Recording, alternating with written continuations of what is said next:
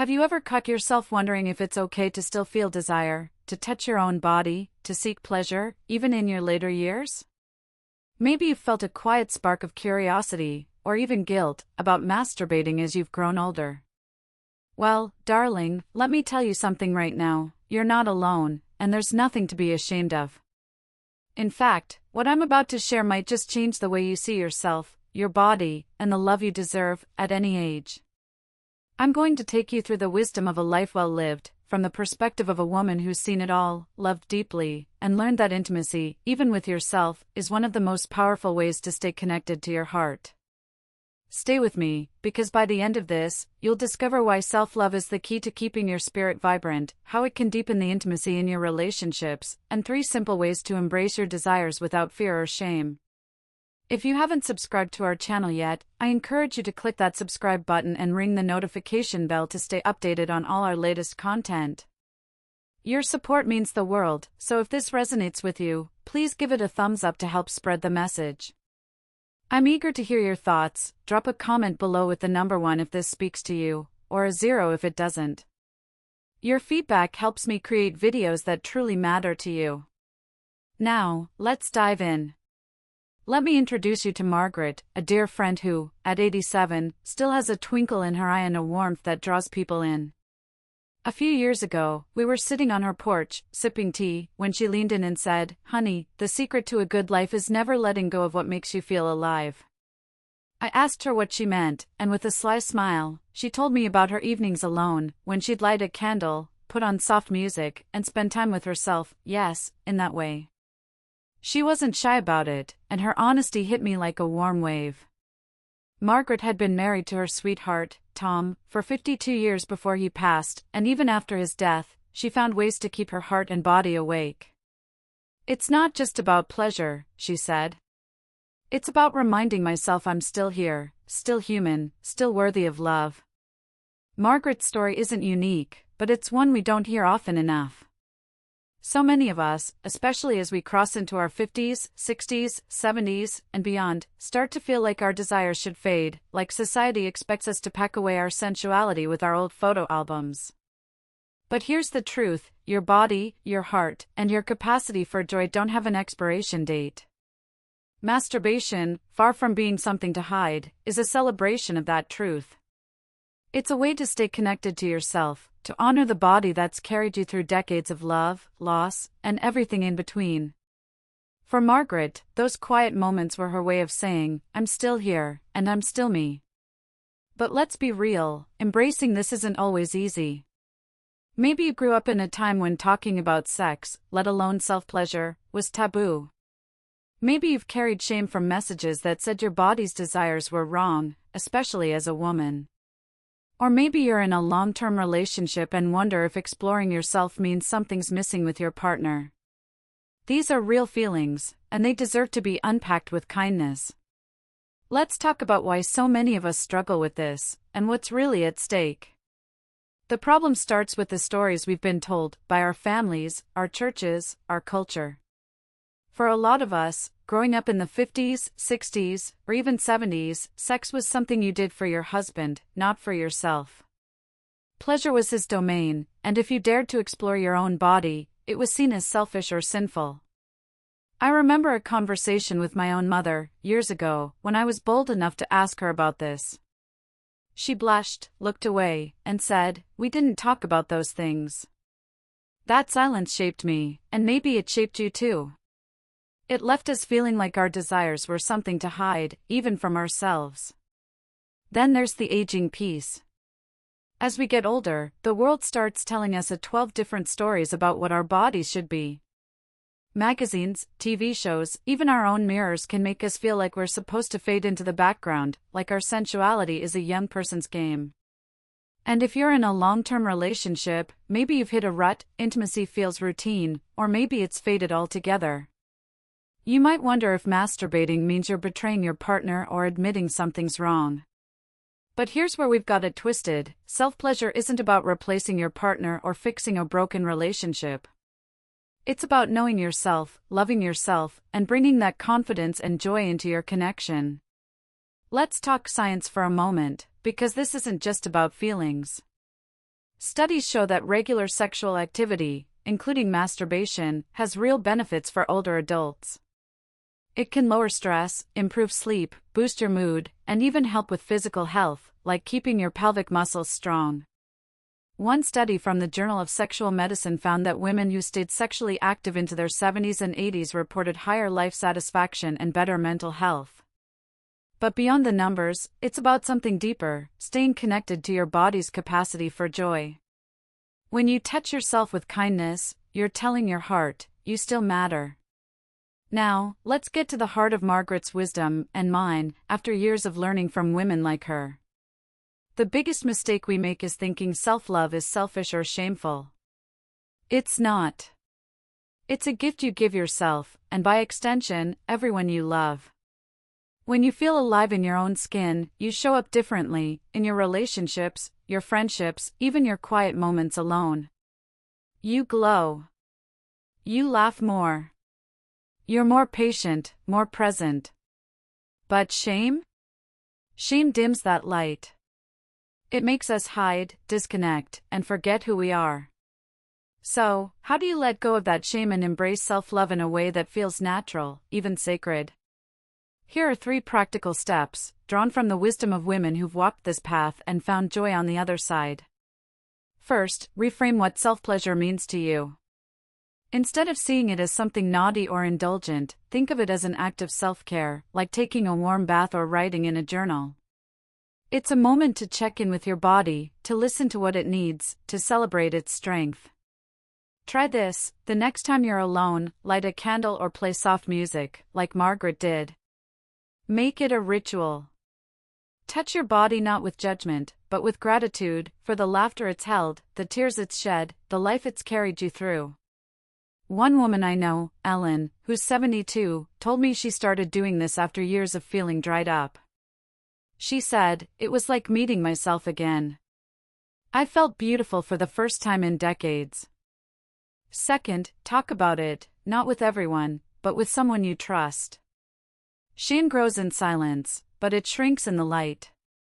Find a friend, a sister, or even a therapist who can listen without judgment. I'll never forget the laughter and tears when a group of us, all over 60, got together for a girls' night and the conversation turned to this topic.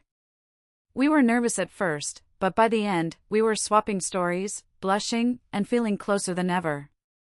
If you're in a relationship, consider sharing with your partner, not as a confession, but as a way to invite them into your journey. My friend Clara, 68, told her husband about her rediscovery of self-pleasure, and it opened up conversations they hadn't had in years. He didn't feel threatened, he felt curious, and it brought them closer. Third, give yourself permission to explore without pressure. You don't need to be an expert or have a perfect body. Start small, maybe just a few minutes of gentle touch, maybe reading an erotic novel to spark your imagination, or even using a small vibrator if you're curious. There's no right or wrong way to do this. The goal isn't to perform, it's to feel. And if it feels awkward at first, that's okay. My friend Ruth, 81, laughed when she told me her first attempts felt like learning to ride a bike again. But she kept at it, and now she says it's her little secret to staying young. These steps, reframing, talking, and exploring, aren't just about masturbation. They're about reclaiming your right to feel good, to know yourself, to live fully in the body you've got. And here's the beautiful part: when you do this, it spills over into every part of your life. You'll walk a little taller, smile a little brighter, love a little deeper. Let me tell you about another woman, Diane, who's 79. After her husband passed, she thought her days of feeling desirable were over. She'd look in the mirror and see wrinkles, not beauty. But one day, inspired by a book she read, she decided to try something new. She bought a silk robe, put on her favorite jazz, and spent an evening getting to know her body again. At first, she felt silly, but then something shifted. She started to see herself differently, not as old, but as a woman with stories, desires, and a heart that still beat strong. That small act of self-love changed her. She started dancing again, joined a book club, even flirted with a kind widower at her community center. "I'm not done yet," she told me with a grin. And neither is my body. Diane's story reminds me of something Margaret said that night on her porch: when you love yourself, you give others permission to love you too. And that's the deeper truth here. Self-pleasure isn't just about physical release, it's about building a relationship with yourself that radiates outward. It's about showing up as a woman who knows her worth, who feels alive, and who brings that energy into her connections, whether with a partner, friends, or even strangers. For those of you in long-term relationships, this is especially powerful. When you embrace your own desires, you bring a new kind of confidence and curiosity to your partnership. It's like adding a fresh spark to a fire that's been burning for decades. But let's address the elephant in the room. What if you're in a relationship and worry that masturbating means you're somehow cheating or that your partner isn't enough? This is a common fear, and it's worth unpacking. Self-pleasure isn't about replacing your partner, it's about enriching yourself so you can show up more fully in your relationship.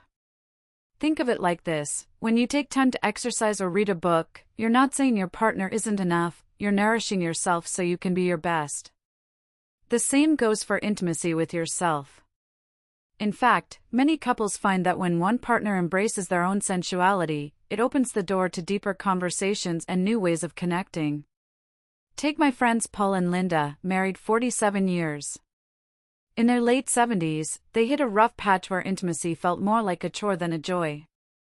Linda confided in me that she'd started exploring self-pleasure as a way to reconnect with her body after years of feeling out of touch. At first, she kept it private, worried Paul might feel hurt. But one evening, over a glass of wine, she shared what she'd been doing, not as a confession, but as an invitation. She said, "I'm learning what feels good to me again, and I want to share that with you." Paul was surprised but intrigued. That honesty led to conversations about what they both wanted, things they'd never discussed in decades of marriage. They started experimenting, trying new ways of touching, laughing about awkward moments, and rediscovering each other.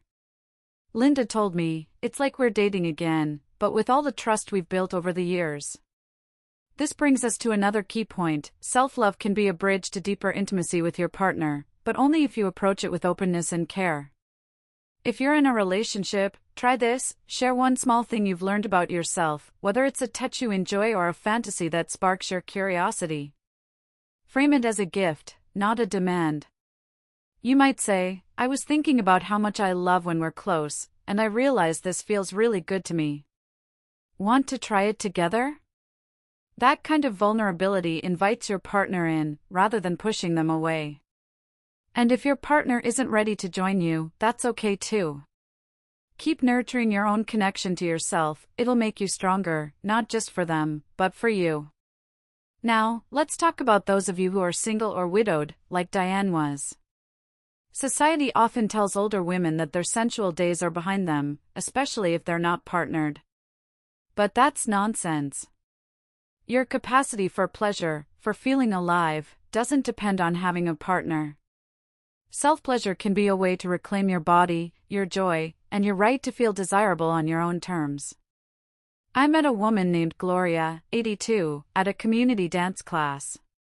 She'd been widowed for 15 years and told me, "I thought I was done with all that until I started treating myself like I was worth romancing." She'd light candles, put on her favorite perfume, and spend time exploring her body, not out of loneliness, but out of love for herself. That confidence led her to new friendships, hobbies, and even a sweet romance with a man she met at the dance hall. "I'm not chasing youth," she said. "I'm chasing joy." So, how do you make this part of your life, especially if it feels new or intimidating? Let's add one more practical step to the three we talked about earlier: reframing, talking, and exploring. This one's about creating space for yourself, both physically and emotionally. Set aside time, even just 10 minutes a week, where you can be alone without distractions. Make it special, maybe dim the lights, play music that makes you feel alive, or wrap yourself in a soft blanket. Treat this time like a date with yourself. And emotionally, give yourself permission to let go of guilt. Remind yourself, "This is for me, and I deserve it." If negative thoughts creep in, acknowledge them, but don't let them take over. One woman I know, Sarah, 65, keeps a journal where she writes affirmations before her self-dates. Things like, "My body is beautiful," or "I'm allowed to feel good." It's a small act, but it's helped her silence the shame she carried for years. Before we wrap up, let's address one final piece: the physical changes that come with age. Maybe you're dealing with arthritis, menopause, or other changes that make your body feel different. That's real, and it can make self-pleasure feel daunting. But here's the good news: your body is still capable of joy, even if it looks or feels different. Experiment with what works now. Maybe it's lighter touches, a lubricant to make things more comfortable, or a toy designed for older bodies. There are products out there made with us in mind, and there's no shame in using them. My friend Joan, 76, swears by a small vibrator she bought online after years of thinking those things weren't for her. She laughed, "It's like discovering a new hobby." If you're curious, talk to a doctor or a trusted friend, or check out online resources. There are communities of older women sharing tips with kindness and humor. So, here's the heart of what I want you to take away: self-love, in all its forms, is a gift you give yourself at any age. It's not about chasing youth or proving anything to anyone. It's about staying connected to the woman you are, the one who's laughed, cried, loved, and lived through decades of beauty and challenge. When you embrace your desires, you're saying, "I'm still here, and I'm still worthy." And that, my dear, is the secret to a vibrant life, whether you're 50 or 90. For those of you in relationships, self-pleasure can be a doorway to deeper intimacy, a way to bring new energy to the love you've built over years. For those of you on your own, it's a reminder that you are enough, just as you are. And for all of you, it's a chance to rediscover the joy that lives in your body, waiting to be awakened with kindness and care. I want to leave you with a question: what's one small step you can take this week to honor your body and your desires? Maybe it's lighting a candle for yourself, having a conversation with a friend, or simply saying, "I deserve this." Drop a comment below and share your thoughts. I read every one, and your stories inspire me. If this video touched you, please give it a thumbs up and subscribe for more conversations about living fully, loving deeply, and embracing every moment of this beautiful life. Thank you for being here, and I'll see you in the next one.